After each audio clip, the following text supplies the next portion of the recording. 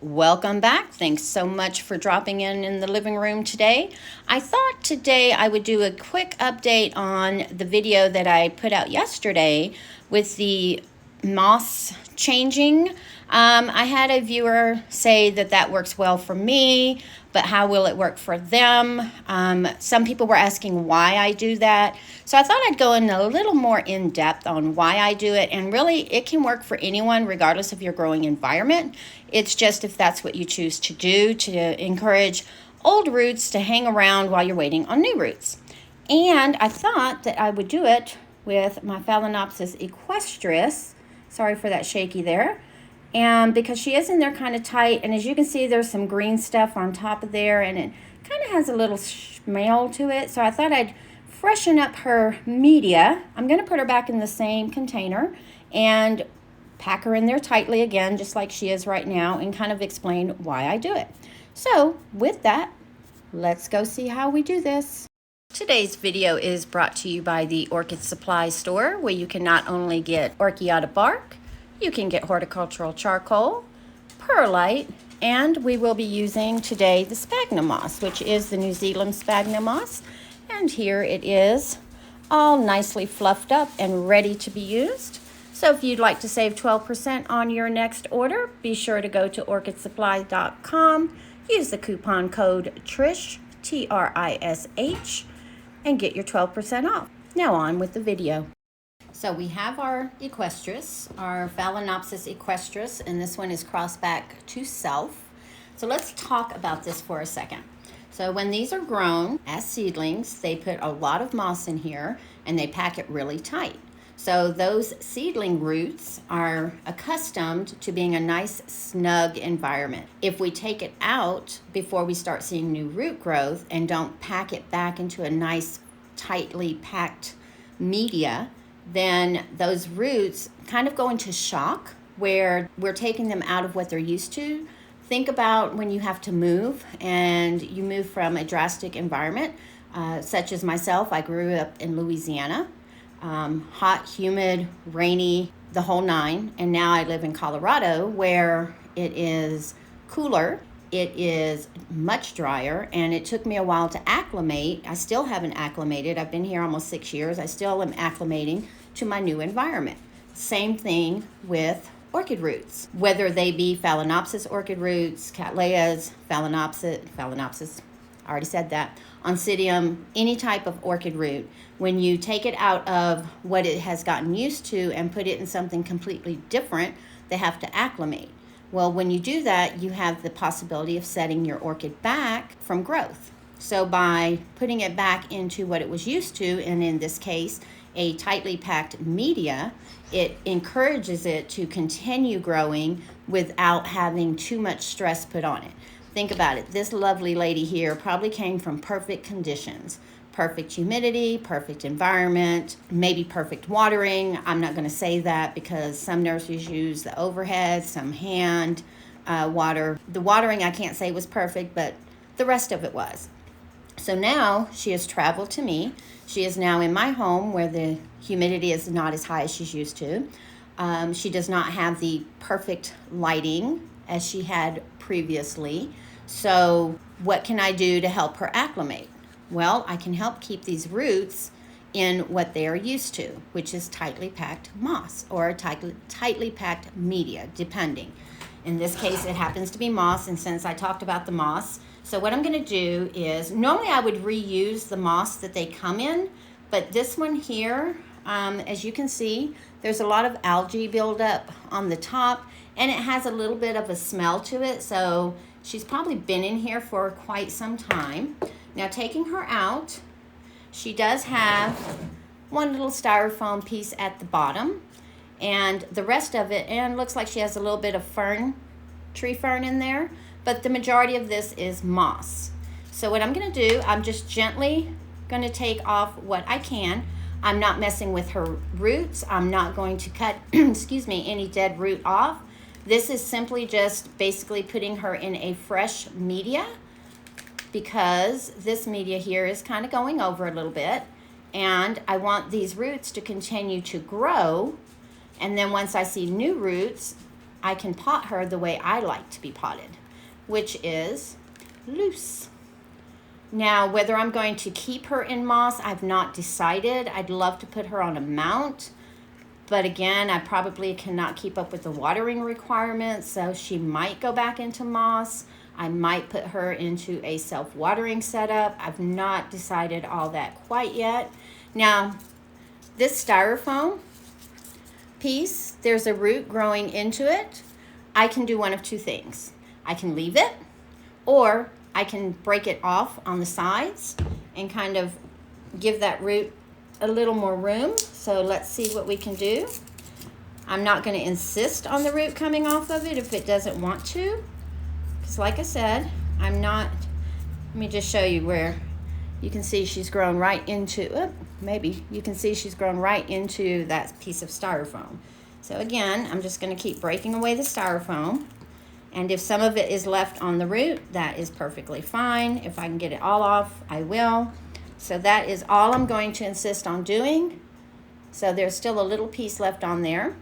Now she does have this growing tip here, but this was also aerial. So I'm not going to put it in anything different. And I don't see any new roots growing on her quite yet. So let me get just a little bit off there. Let me move my old out of the way. I'm not going to sanitize the pot. I'm not going to do any of the usual things that we would normally do during a repot. This is simply to freshen her media and to encourage the roots that she does have to continue to grow, which, looking at them, they look really good. So hopefully I can get her back in here. That is the plan. Now what I like to do is I'll put a little bit at the bottom, and this moss is slightly damp. It's more dry than it is damp.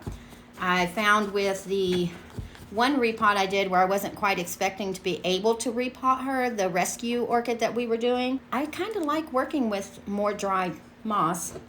Now another thing I'm going to try to do is see if, so I should be able to fit her back in. So what I like to do is I like to grab a handful of moss, and then I will just put it kind of in the middle and then wrap the rest of the roots around, being very careful not to break or damage any. Let's see, this long one here is going to be the problem. I can see that already. Let me just see if I can wrap her around this way and do it that way. There we go. And then I'll just put that moss, let me get it a little bit closer so I can show you. So what I'm doing is I'm just taking the moss and I'm just kind of pushing it up into the center of where I just wrapped it around, and get as much in there as I can, really tightly. So there's going to be quite a bit of moss going into here. And I'm pressing firmly, but not hard, and I'm pressing down as I'm pressing up, so that that moss really compacts in there. And what that is simulating what we just took her out of, which was tightly packed moss. Now this one out here was aerial the whole time, and it does not have a growing tip on it. So I'm going to leave it on the outside. And then I just continue to add moss around as I can. There's some little pockets right there, and I just stuff as much moss as I can into and around the roots, again to kind of help simulate. That's quite a bit of moss we're putting in there, and I just kind of pull out the media. Now if we can get her back in, that is going to be the trick. So then what I do is I start at the bottom and I just kind of push it in and push her in, push her in. There we go. Now she's back in what she was used to. So once I get her all the way in like that, so what I'm pushing on is an air pocket, and it's no roots are in there, so I'm not crushing any of the roots. And just kind of clean her up there, and then I'll just take a little bit more and I'll just keep filling in until there are no spaces left. There is that. And then once she starts growing new roots, Then I can root her into what I want her in, which if I decide to put her back into a moss setup, will be loose moss instead of this nicely packed, tight moss here. There we go. And make sure any moss that might fall in between your leaves, you take that out because you don't want moss in between the leaves and cause any rot. There we go. And then we have a little bit back here. So if you can see, her roots are a little exposed right there. So I'll just, again, put moss there until those roots are pretty covered up. Now some of them were kind of out on the edge. And anyone can do this. So any environment that you grow in, you can do a repot back into a tightly potted mix. If you live in a more humid environment, obviously you'll have to keep an eye on this not staying wet too long. If you live in a drier environment like I do, because my average humidity here in the house is 35–40%, give or take, and Equestris, I'm gonna have to learn to say that word correctly, do prefer the higher humidity. It is a species orchid. It is known to produce cakeys, from what I've researched. So I'm excited because you know what I'm going to do with each cakey? I'm going to put it right back in the same pot and just make me a big old pot of Equestris. Fun times. If you have one of these and it produces a lot of cakeys for you, what do?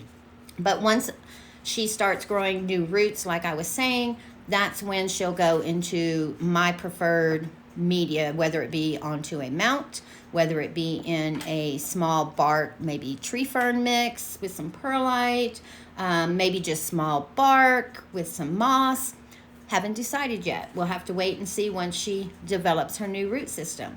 And as she's just finished this leaf right here, I will have to wait for a new leaf to start sprouting out, more than likely before I see new roots coming. That is generally how the Phalaenopsis like to do things, but who knows, she might surprise me. So if you have any more questions, hopefully I've answered some of the questions that were in the previous video. Just leave them down in the comments below. I love reading those comments and communicating with you guys. And there she is. So we'll keep an eye on her. And like I said, once she gets her new roots, she'll go into some preferred media. If you have any ideas or any suggestions, if you think any of the things that I was thinking of doing might be better for her here in Colorado, again, I grow in my living room. Ambient humidity, no more than 40%. Average temperature is going to be around 75, 77-ish. Right now, she is growing on the bench, which is by the east-facing window, so she's getting nice filtered light. I'm not planning on putting her under any grow lights at the moment. Again, I've only had her for about a week, so I want her to continue acclimating and not giving her too much at once. You guys have a beautiful day, and I'll see you on the next one.